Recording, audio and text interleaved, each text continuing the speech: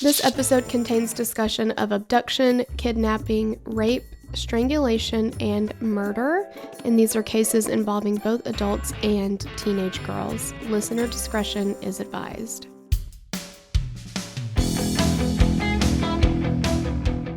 Since the early 1970s, dozens of bodies of murder victims have been found along the Interstate Highway 45 area. While there have been arrests made for some of the murders that have taken place in the area, the vast majority remain unsolved. Some theorize that the area served as a dumping ground for multiple serial killers that were operating in the area, but that has never been proven. In the last episode, we finished up with a total of 4 bodies of females found in the Calder Road area, referred to as the Texas Killing Fields. And we haven't talked about suspects or anything yet. And unfortunately, I'm so sorry, but unfortunately we have more victims to talk about. Yeah. This is definitely a pretty big case. There's a lot that goes into it, so we had to break it into the 2 parts here.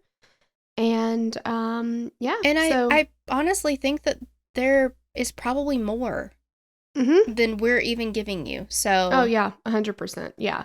And even doing 2 parts, this is kind of a scratching the surface kind of thing. I mean, there's a lot that goes into this case. If you do want something to watch on it, there is the 3-part docuseries on Netflix. It's called The Killing Fields, or Texas Killing Fields, excuse me. I don't know if there are any other docuseries similar to that, but there are articles, there are, YouTube videos, there are things that you can there's access. All kinds of stuff. Yeah. So welcome back. If you're listening, thanks for listening. And if you're watching on the YouTubes, thanks for watching. Yes. We're still fairly new to the YouTube game, so it's... But you know what? We're here and we're ready. We're doing it. Is it going to be horrible? Yep. Over the course of the next several years, there were many attempts to identify Jane and Janet Doe. Authorities tried to create a rendering of what they might have looked like, but there were never any clues or tips to who they might be. And then something happened. So technology advanced, and eventually investigators were able to use the one thing they did have from both bodies to identify them, which was DNA. Now, as we all know, there are a plethora of companies that will allow you to submit samples of your DNA, your family history or family tree. There's Ancestry DNA, 23andMe, MyHeritage, etc. They took DNA profiles from the bodies and submitted them to several family tree DNA databases, and eventually, after years, the FBI was able to identify both Jane and Janet Doe in 2019. And I will say, if you do watch the 3-part series on Netflix, one of the investigators who was part of this investigation, he really pushed for this, and he got some pushback from it.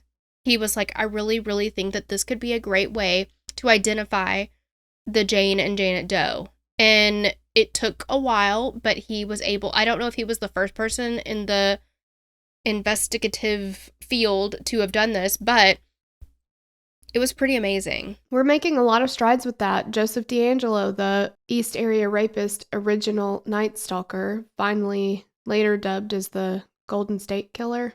Yes. He was ear-ons for a long time. Yeah. He was identified that way. I mean... It's just amazing. And I mean, DNA, it doesn't always have to come from your blood. So I think that it's amazing that... Can you imagine, though, if you, were somebody who killed somebody in the 70s and you were got shaking in your boots now? Yeah. And then your niece is like, oh, hey, I submitted my stuff to 23andMe. It'd be fun to find out my family history. And you're like, damn it, Denise. Exactly.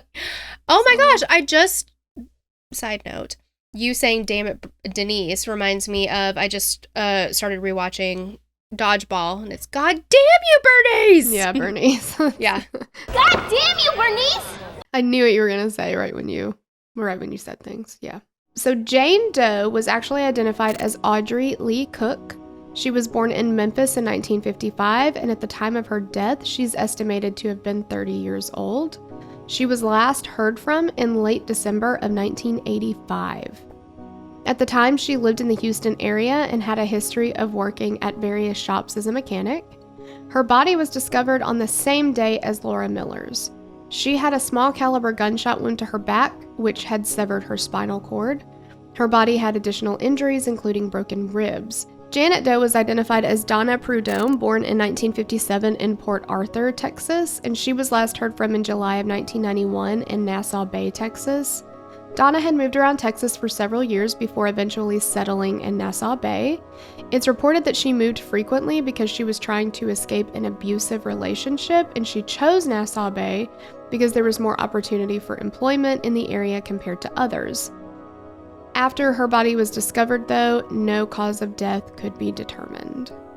And I will say, based on the Texas Killing Fields docuseries, the police initially thought that these two women were transients. That their words, not mine. It's neither here nor there to us, because it doesn't matter if you are coming, going, if you're a local, if you're whatever, it doesn't matter. But they used it. For me, it seemed like they were like, well, they're just transients, and like. Right. It's like, okay, well, there are plenty of people who travel around and don't necessarily put down roots in one place or another.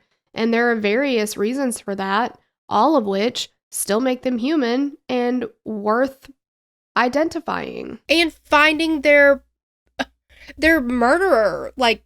And even if this is a transient person, it's a person who was killed and dumped in your backyard. So what that tells you is there is somebody in your area who is harming people. Yeah. And nobody's safe until you figure this out. Absolutely. Like, whatever. Throughout the 70s, 80s, and 90s, League City residents were basically petrified of what was going on surrounding their town. Understandably so.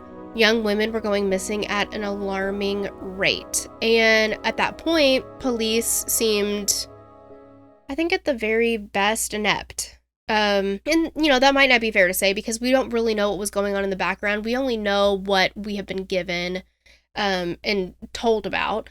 But all we can comment on is what is available. And from the outside looking in, it just seemed like the police were lost in quite a few of these investigations. Ellen Beeson was 30 years old when she vanished in 1984. Friends and family described her as generous and kind-hearted. She had a jovial nature, and that helped her make friends very quickly. She was quite popular among her friend group and her community. She and her friends loved going out bar hopping, which they were doing one evening in 1984. Her friends said that they all gathered at the Texas Moon Bar, and you might remember the Texas Moon from episode 1. So this is the same bar that Heidi Fye worked at. So while they were there, they said that Ellen had met a quote-unquote handsome man, and the two spent most of the night together, and they danced together. They seemed to be having an amazing time. When it came time to leave, though, Ellen told her friends, just go ahead without me. I'm going to get a ride with the handsome man that I'm dancing with. And they decided after leaving the bar that they were going to go to a nearby lake and swim, and then he was going to bring her home after. So Ellen, unfortunately, never made it home that night. Her family was extremely worried from the start and formed search parties to go to various places that Ellen was known to frequent, including the Texas Moon. And the police were notified, and they, along with the family, searched all along the lake that Ellen had been swimming at the night before. But unfortunately, they didn't find any signs or clues that led them to any of Ellen's whereabouts. Ellen's friends went back to the bar and found the man that Ellen left with that night, and his name is Clyde Hedrick. In particular, one of Ellen's friends, Candy Gifford, kept going back, and she kept talking to Clyde.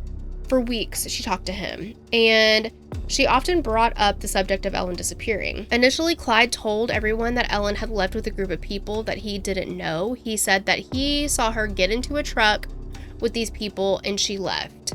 But Candy kept asking him more and more questions, and the more that she asked about Ellen, the more angry and annoyed he got as the weeks went on. It's just like she meets him. They seem to be really hitting it off, and so her friends are leaving, and she's like, hey, I'm going to catch a ride with this guy. I'd like to see where this is going, or whatever. Mm-hmm. Which, like, many of us have done that. I have. Like, I have too. You don't think it's dangerous. I mean, you know, they're around other people, and, you know, it's like not like you met him in an alley, you know, out back. It's like he's at the bar too. We're all hanging out, having fun, like whatever. But then he's like, oh yeah, but after you guys left, she just got in the car. She got in a truck with a bunch of random people and left. So I don't know. Like, no. And then it's a big red flag too on top of that her friend is going back to him to be like, hey, what happened? And he's like, quit asking me about this. Like, he's like so annoyed and frustrated. Right. Yeah, like even if you didn't have anything to do with it, you seem to have been hitting it off with her too. So it's like, oh my gosh, like, okay, maybe I wasn't ever planning on seeing her again or whatever, but that's awful that she's missing. Like, I can't believe that, you know, like, I don't know, but he's just like, possibly let me help you look for her, or, you know, like, yeah, something like that, maybe even. So finally, after Candy brought it up again, Clyde snapped and he said, well, then I'll show you where she is. And he drove Candy to a location near a bridge on a dirt road by some railroad tracks. On the side of the road, there was an old sofa that someone had thrown out, and then it had some tires stacked on it. Clyde removed the tires, and that's when Candy saw Ellen's remains. It had been 6 months since she had been missing. It took another few months for Candy to go to the police, and some say it was because she was scared of Clyde. He told her that if she told anyone, she would end up in the same exact position that Ellen was in. But eventually she did go to the police, and the area they found Ellen was around 25 miles from the Texas Moon Bar. Ellen's body had been badly decomposed since it was exposed to the Texas elements all that time. When they brought Clyde in, his story was that they were going swimming. While there, Ellen said that she wanted to go skinny dipping. And so he's on the shore, she's in the water, and he looks out and he just sees her floating in the water. So he assumes that she has drowned. He said that when he got her, he put her in the back of his truck and he started driving to the hospital. But on the way, he was like, oh my God, somebody is going to think that I killed her. So he stopped, he puts her body on the couch, and he puts her under the tires. What a leap. Like, something has happened and this person has drowned. Mm-hmm. I'm on the way to bring them to the hospital, and all of a sudden he's like, no, they're going to think I killed her. I can't do that. Why? Do you know why? I know why. Because it's a fucking lie. Exactly. Like, tell me you killed her without telling me you killed her. Exactly. Ellen's remains were taken to the medical examiner's office, where they said that the cause and method of her death couldn't be determined at that time. The only charge that could be brought against Clyde was abuse of the corpse. He was found guilty and given a fine of $2,000 and 1 year in prison. And after his year in jail, he was released and he was free to go, and that was in 1996. Ellen's body was found in Dickinson, Texas, which is about 4 miles from League City, and she went missing in the same time frame as the Calder Road cases. So it only made sense that if Clyde was a suspect in Ellen's case, he could also be involved in the others. The minute that Tim learned about Ellen Beeson's case, he was asking questions about Clyde Hedrick. He learned that the house that he lived in when Laura went missing was only 2 houses down from where Clyde lived at the time. They were so close to each other. I mean, damn near neighbors. Yeah. And he asked one of Laura's friends about Clyde, and she said that they would go walking in the area, and when they would do that, they would go way out of the way of Clyde's house because Laura was scared of him. And so Clyde was a creepy SOB. Yeah. He was real creepy. He did a lot of like just sexual predator type things. Well, and he seemed to be very quick to anger too. Mm-hmm. Mm-hmm. He was Like, very abusive in any violent relationships that he was Yes. in. Yeah, just all the stuff. Yes. So let's flash forward. We're going to go to 2011. Clyde Hedrick's ex-wife approached authorities and said that over the years, Hedrick had made several incriminating remarks about Ellen Beeson's death. In 2012, they exhumed Ellen's body, they re-examined her remains, and during this, they ruled that she had suffered several severe skull fractures, which resulted in her death. I'm kind of confused how they couldn't figure that out. That's what I was thinking. Why did they not? I know that, like, okay, you might not. I mean, it'd been 6 months exposed to the elements. But if you can find skull fractures that severe now, why were they not found before? Well, and we're not talking about advances in technology hindering a cause of death. This is literally looking at bones.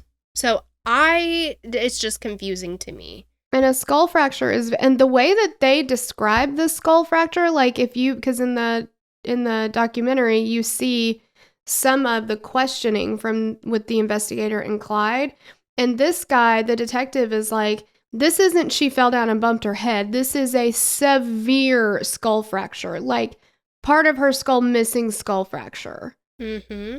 And there's no way she could have survived it. Okay, Yeah. we didn't see that the first time because... Tell me exactly. And with that statement from his ex-wife and the findings from the second autopsy, they were able to get an arrest warrant and charge Hedrick with Ellen Beeson's murder, and that was in 2014. Hedrick was found guilty of involuntary manslaughter, and he was given the maximum sentence, which was 20 years in prison. When he was in jail, Hedrick made a confession to another inmate that he had raped and killed Laura Miller, and killed Heidi Fye. In Texas, though, jailhouse confessions, they cannot be used to secure a conviction, and the information given has to be corroborated. Which it should be. Absolutely. I agree 100%. In October of 2021, Hedrick was released from prison to mandatory supervision.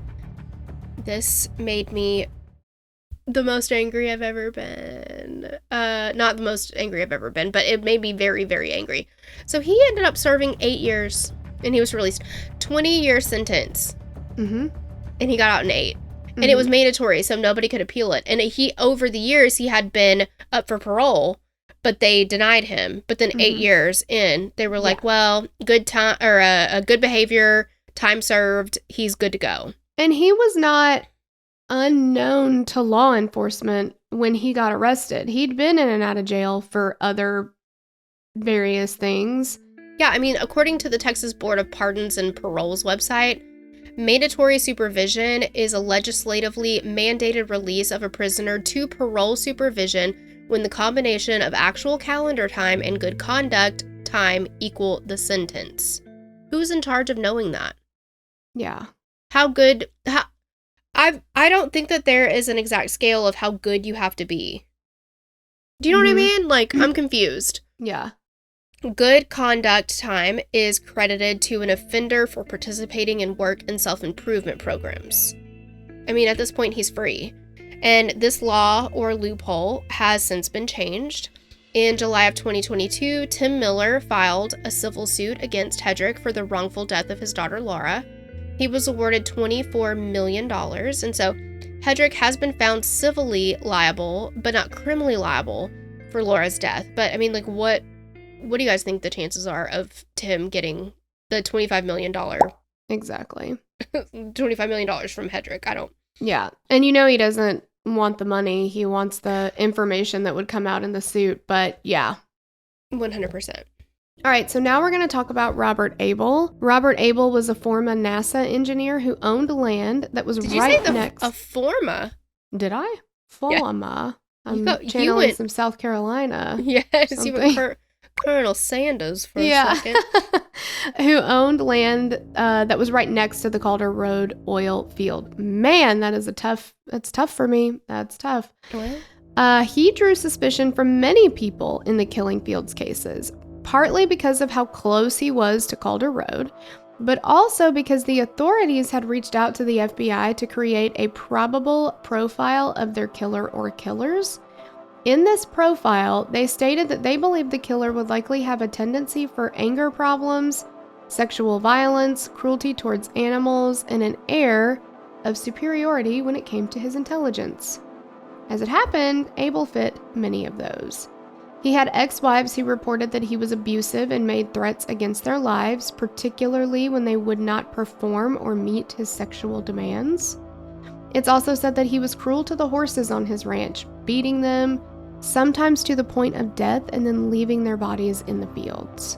He also had a tendency to try to insert himself into the investigation, and we've seen that with other cases. He constantly offered law enforcement his opinions on the case, as well as offering to lend his equipment to search and rescue teams scouring the area. A search warrant was later executed at Abel's property. Authorities found several suspicious items, including human teeth and news clippings about the Texas Killing Fields murders. But nothing conclusively linking Abel to the deaths was found during the search. Repeated interrogations of Abel also did not uncover any new information about the murders. So Tim Miller caught wind of Abel possibly being involved in the disappearances or murders in the area, and he set his sights on him. While the police had essentially moved on from Abel as a suspect at this point, Tim had not. He believed that Abel was guilty, and this was before all of the information came about Clyde Hedrick or anything. So right now, at this point in time, Tim thinks Robert Abel has killed his daughter. Tim regularly parked outside Abel's house and watched him. Tim said he would go and sit there 2 or 3 times a day. He sent threatening letters to Abel and left him voicemails. Abel went to the police to get a court order that forbade Tim from approaching him, but that did not stop Tim. He continued to make threats, going as far as telling Abel he was going to have him kidnapped and then bury him alive in the Nevada desert. All the evidence that connected Abel was circumstantial and he never was charged with anything.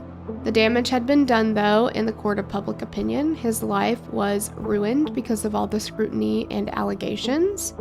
He ended up selling his property and moving from League City to live with a family member. In 2005, Abel drove a golf cart into the path of an oncoming train and died. Tim Miller said that before Abel died, he'd seen him out in town and approached him. He told Abel that he was sorry for everything. He no longer believed that Abel was involved in Laura's murder. He asked him for his forgiveness, and he says that they both cried and had made their peace. And that's just really sad. Yeah, just the whole thing is sad. I mean, if the things that came out about Robert Abel are true, this is not necessarily, a person that was living an upstanding life, doing some stuff he shouldn't be doing, for sure. Sure. But it can definitely be life-changing, life-altering to have your name associated with an investigation. Oh, 100%. Because once that gets out there, it's hard to go back. And I can't imagine if it was my loved one who had been found murdered and the information I was getting from the police was he looks good for this. I can't imagine how you might just go full force into it. And, and I know that Tim has certainly done some things that he's not proud of, and those things were not right either. I just, it's just the whole thing is just tragic all the way around. Oh, absolutely. It's just, you can't put yourself in the position that anybody else in this, unless you've been there, obviously, right? Which if you have, I've never been in that position, so I cannot say with certainty how I would act or what I would do. Mm-hmm. It's heartbreaking to hear how the ripple effect has affected so many people. In this case, but other cases that we have covered. I mean, of course, first and foremost, the victims, but then we've got the family members, the friends, the loved ones. And it's something that I never thought about before doing this podcast, but somebody who has been wrongfully accused or wrongfully suspected, because those two terms are used interchangeably in media. To me, it at the time meant the same thing. So yeah, because many times the view of a lot of people, we thought this growing up, like the police wouldn't suspect them if they hadn't done something wrong, right? No. Absolutely. And there are actually, I'm not saying this specifically about this, but there are actually reasonable explanations for things that look very suspicious at first. Yeah. One big one being he hired a lawyer, you know? Mm-hmm. Yeah. That used to be nail in the coffin to me, you know, when I was growing up watching this stuff in high school, whatever, when they would be like, yeah, so when the police tried to talk to them, he had gotten a lawyer. I was like, arrest him, he's guilty, got a lawyer. Innocent people don't need lawyers. Absolutely. And knowing what we know now, we preach it all the time. Hire a lawyer. I'm sorry. First if thing a you police do- officer like smiles at you in the morning and says, "How you doing today?" I Get a would like lawyer. a lawyer. I would like a lawyer. Exactly. Just don't even mess with it. Yeah. Yes. I mean, it's just, I don't know. I think it makes us both so sad. Like, it's because look at what his life became. Mm-hmm.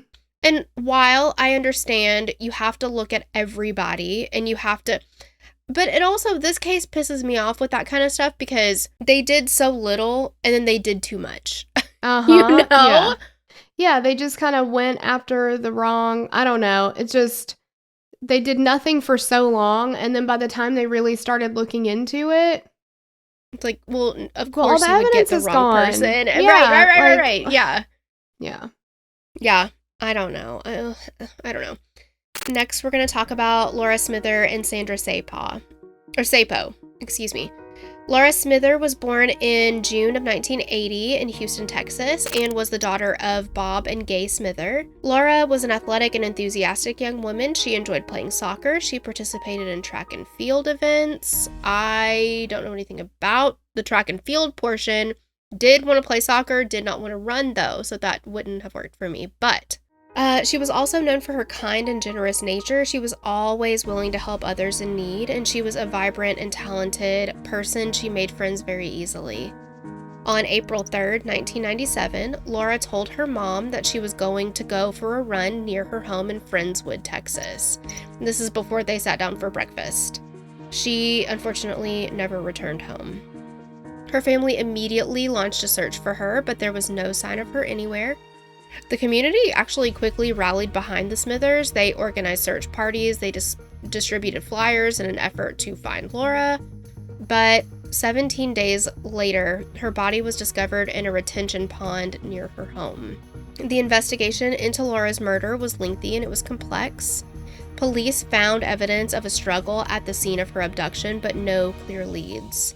However, one piece of evidence was crucial in solving her case, and this was a video surveillance tape from a nearby store that captured footage of a suspicious vehicle in the area around the time of Laura's disappearance. The vehicle was identified as a white Mazda pickup truck. Sandra Sapo was 19 years old. Did I say it wrong again? Sapo. I think it's Sapo. I know it's Sapo, but I keep wanting to say Sapo and I have no idea. So, I am so sorry. Sandra Sapo was 19 years old in May of 1997. She made plans to meet a friend at at a restaurant in Houston. On the way, she stopped at a gas station in Webster, Texas, which is about a half-hour drive to Houston. And while she was at the gas station, she noticed a creepy guy staring at her. She wanted to get away from the man and the gas station, so she jumps in her car and quickly drove away. But while she was doing this, so of course she's really worried about getting away. She wants to get out as quickly as possible. She didn't realize that her tires were slashed. So she's driving and then she stops at a nearby Waffle House. A man pulled in behind her and offered her help and then quickly pulled a knife on her and put it to her throat. The man forced her into his truck, told her to undress as he drove down I-45. And Sandra said the only thing that she could think about was what this guy was going to do to her and how he was going to kill her. And she said she'd rather kill herself by jumping from the truck than whatever he was going to do to her. She opens the door and she jumps out while they're on the interstate. She suffered severe injuries, but she escaped the man. And not only that, she was able to tell authorities several details about the man and his truck. She worked with a sketch artist to get a picture of the man, and when you see it, and then you see the man who was arrested, I mean, it's like, they nailed that. Everyone involved nailed it. They also tried to use hypnosis to see if Sandra could recall any details, and she did. She actually told them the license plate number. So using that info, they put together a photo lineup, and when she was shown a photo lineup, she picked out a man from the photos. Then in a physical lineup, she immediately picked out the man who had kidnapped her, and this is William Lewis Reese. So we actually talked about this case a little bit in our 3rd episode ever. I called this episode The Path to a Serial Killer. I remember this. We talked about Todd Kohlhepp and we talked about William Lewis Reese. It's kind of like how I remember it is domestic violence or other crimes. Domestic crimes are gateway crimes to being a killer. Mm-hmm. And specifically, the other thing is abduction. Yes. Abducting somebody. I think it's violent as well. Well, yeah, it's absolutely violent. And it's just, for so long, those offenses have been like, I mean, again, it feels like law enforcement, maybe not law enforcement, but the laws, the way they're written are, but did you die though? Okay, well, you survived that, so, he gets a few years here and there, but, yeah, this is in his history. Well, that's going to escalate. Eventually, somebody who is kidnapping and raping people and then gets caught for it is not going to leave a witness. They're just not going to. Right. They don't quit doing it. They get better at doing it. Yeah. They don't, grow out of it or whatever. William Lewis Reese was born in July of 1959 in Oklahoma. He was one of 13 children. He grew up poor and was forced to drop out of school in the 9th grade and took a job as a farm laborer. He married his first wife in 1979 after she became pregnant and shortly after enlisted in the Oklahoma National Guard. A year into their marriage, his wife left him, but Reese convinced her to remarry him after some time apart. They had a second child quickly. Throughout their marriages, she said that Reese would drink heavily.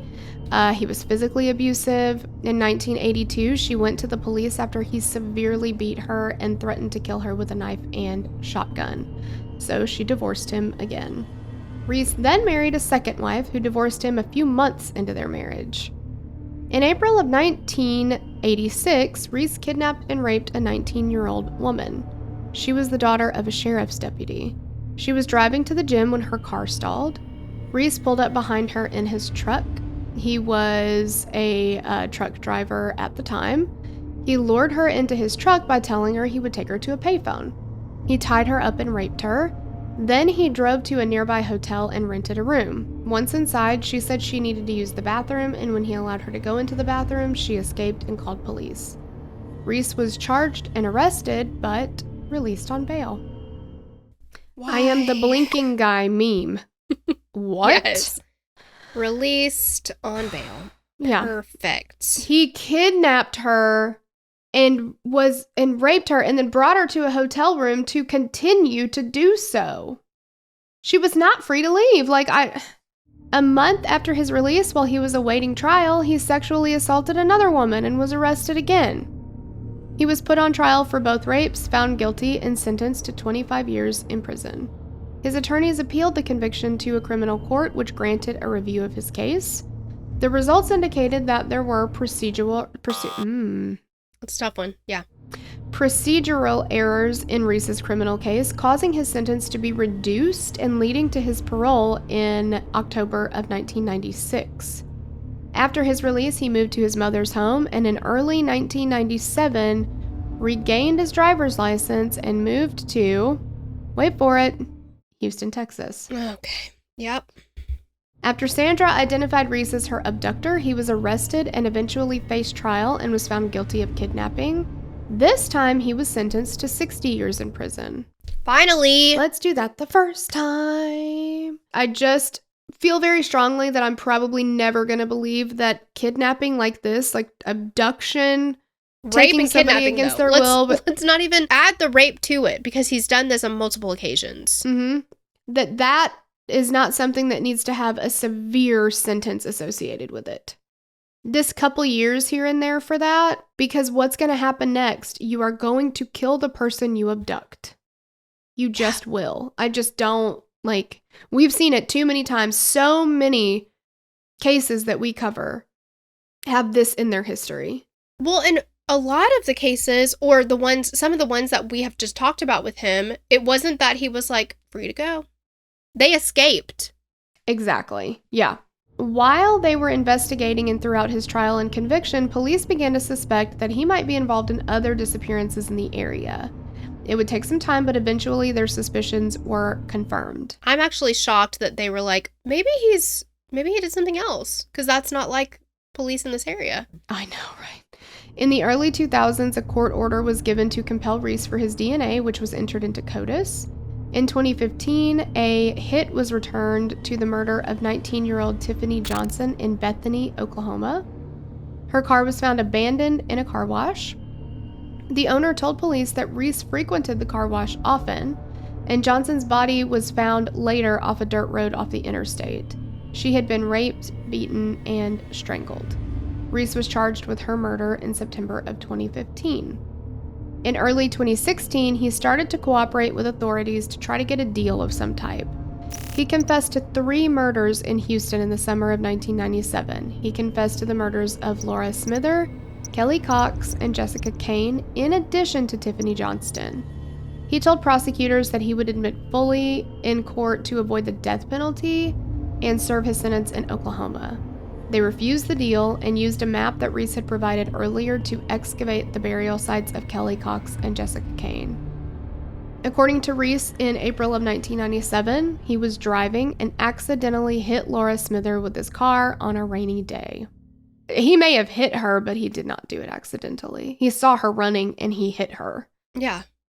He said that he then took her body and left it in the pond. Later, he admitted that he had actually abducted and strangled her to death. And they were like, there it is. There it is. I didn't know that. Yeah.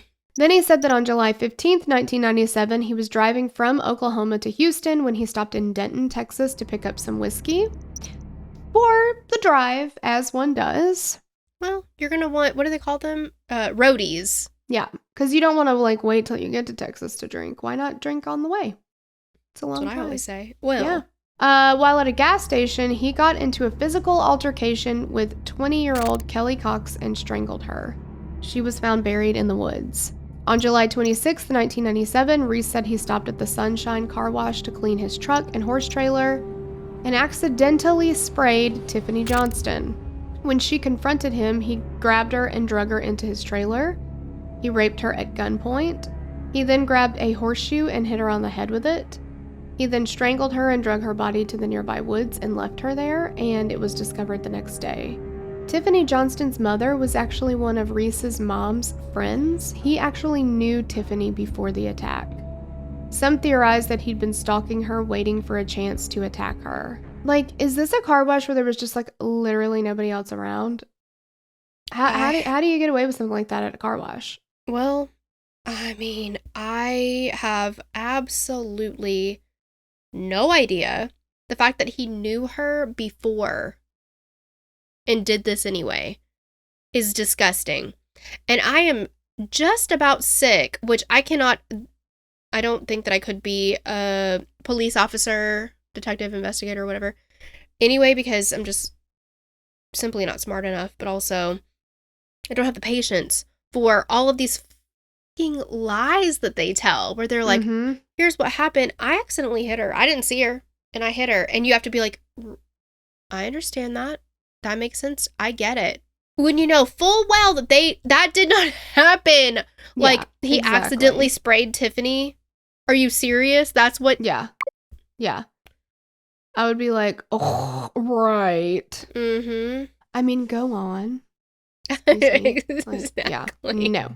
17-year-old Jessica Kane was reported missing on August 17th, 1997. She was last seen alive after leaving a Bennigan's restaurant.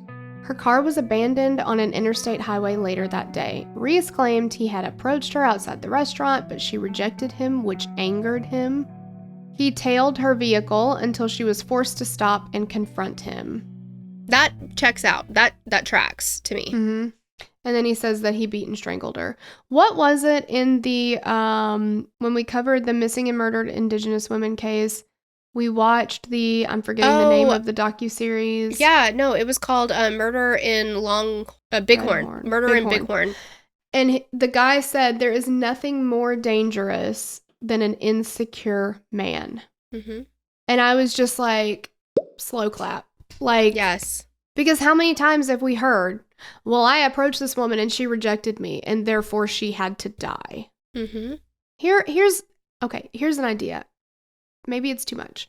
Why don't you like be worth not rejecting?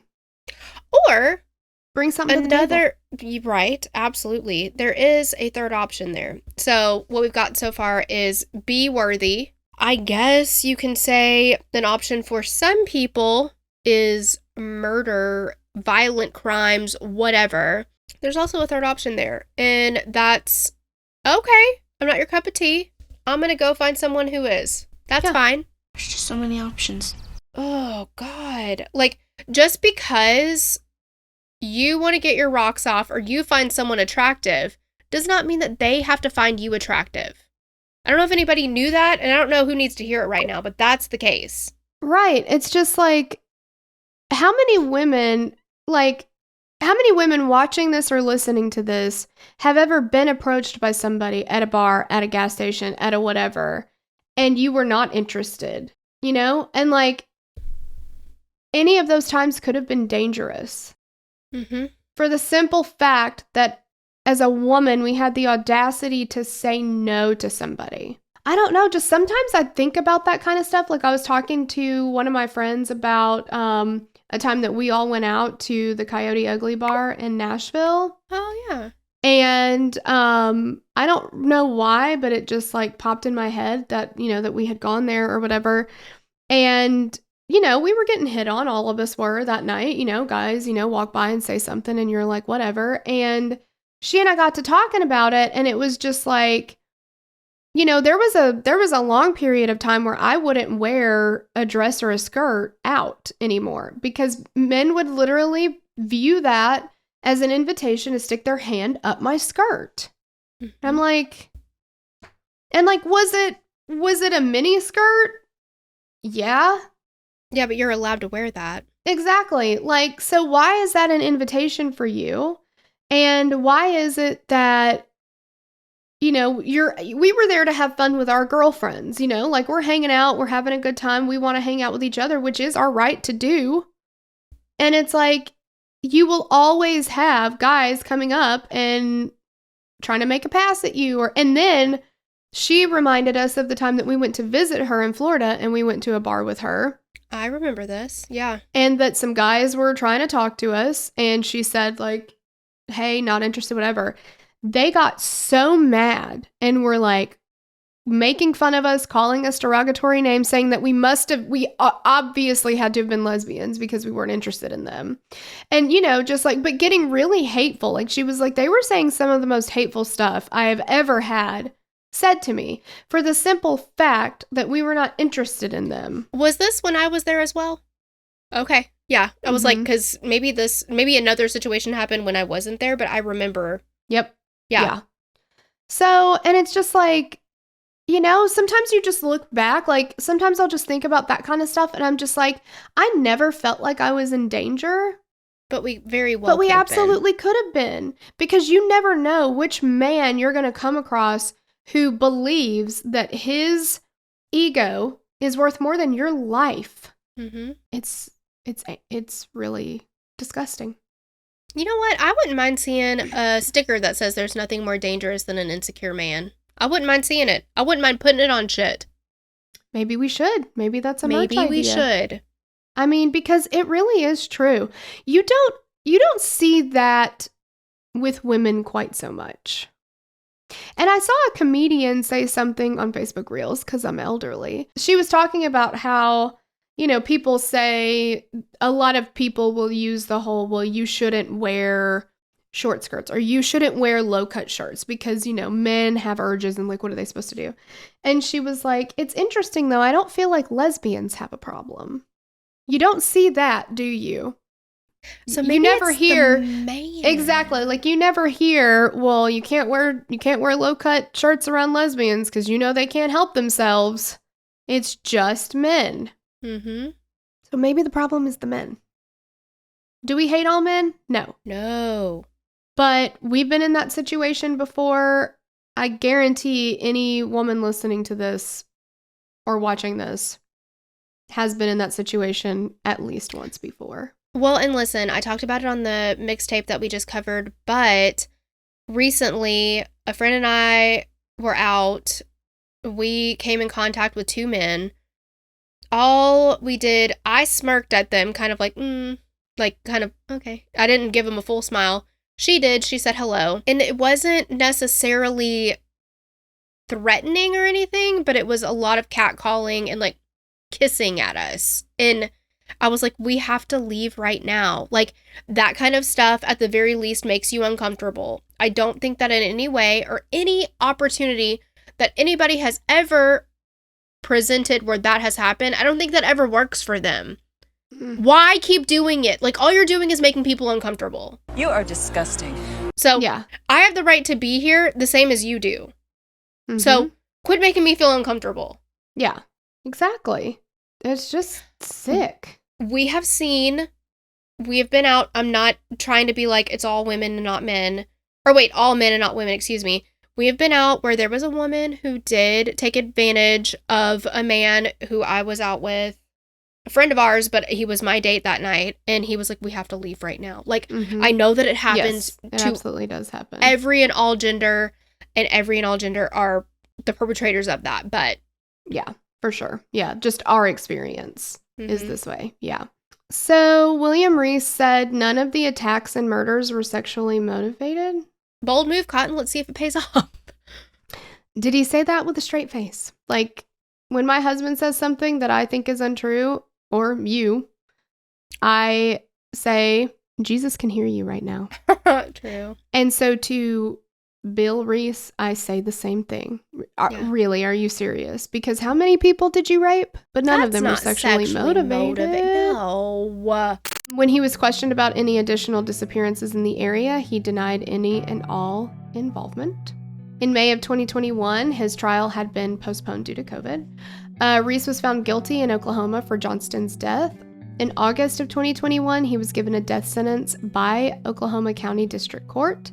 He was then extradited to Texas to face trial in March of 2022.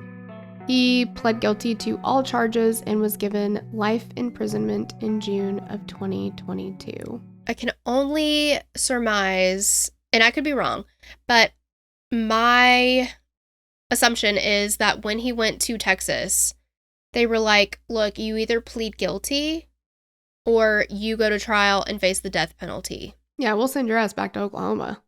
Yeah. You know, he came up because he obviously was a serial killer. I mean, he very well could have more victims that he's just not copping to. I hate the term copping. I don't know why. Oh, okay. I really don't like it. Okay. I'm just letting you know, just personally. No, by I all just means, don't- I'm so sorry. I also don't like when people say, oh, it's a vibe. I just don't like that. Oh, yeah. That's tough for me too. But I don't know. I mean, we don't know about Clyde Hedrick. Like right now, we still don't know. We still don't know. Tim Miller still does not know who killed his daughter. Heidi Fye's dad died trying to find out who killed his daughter. Her mom too. Yeah. Oh, yeah, that's right. I mean, I hope that their loved ones can get some answers in this lifetime. But I think that, Tim Miller was 100% and is 100% right. They did not do enough to preserve enough evidence because, God willing, they could have found them tied up and been able to save. But I think best case scenario, unfortunately, is they could have found some really, really amazing evidence. And they did neither. So. Right. Yeah. Because had they searched when Tim Miller asked them to, we would be in a completely different situation right now. Yeah, we could have found some evidence and, now we could take that sample from Clyde and possibly match it. But him living in the same neighborhood and being such a sexual predator and a murderer. Odds, man? What are the odds? Also, maybe just doing a little investigating. Yeah, just a little. Heidi's dad, there are tapes and tapes and tapes and tapes of him recording himself after all of his investigations. He went everywhere. He talked to everyone. He wrote down everything. He recorded everything. The police didn't do half a fraction of that. No. And Tim Miller has now devoted his life to helping other people in his situation. And you know what? I mean, I don't think that you meant anything. I just want to clear up, like, I don't think that any victim's family is any worse off or any better off than any of the others. But it's just all so sad. Like, thank God in heaven, Tim Miller has turned his life around in the sense that he did not kill himself, because look at how much better off the world is that he is still here helping so many countless families, because he said, we don't charge anybody. It's all free. We're there. Yep. Heidi Fai's parents, they look at what they did, but they had to go to their grave not knowing. Like, it's just not fair. It's not fair. It's not. So that's the Texas killing fields, guys. It really, really is. And I just, again, want to reiterate the fact that if you didn't catch it the first episode, we have a YouTube channel. Yeah. It's Killer Queens Podcast. We're on YouTube. So you can be watching this. You can be watching Torella's mediocre face and my beautiful face on YouTube. Well. Just kidding. But we're there, and we've got all of the previous main feed episodes. They're all there too, so you can go back and rewatch them if you want to. Beginning at a certain period, but yes. Oh, that's what I meant. Yes, I'm so sorry. See, misinformation. Here I go. Yeah, but we're excited. We want you guys to check out and to take advantage of the YouTube that we have, because for sure. And we're gonna start putting some other kind of content out here too at some point, so keep an eye out for that. It's very exciting. But thank you guys so much for listening. Thank you for watching, if you're watching. We hope we catch you on the next episode. And of course, if any cases that we ever cover, if they are unsolved, and if you know anybody, know anything, let someone know. Yes. That's all we gotta ask. Someone know. But thank you so much. We love you. Bye. Bye.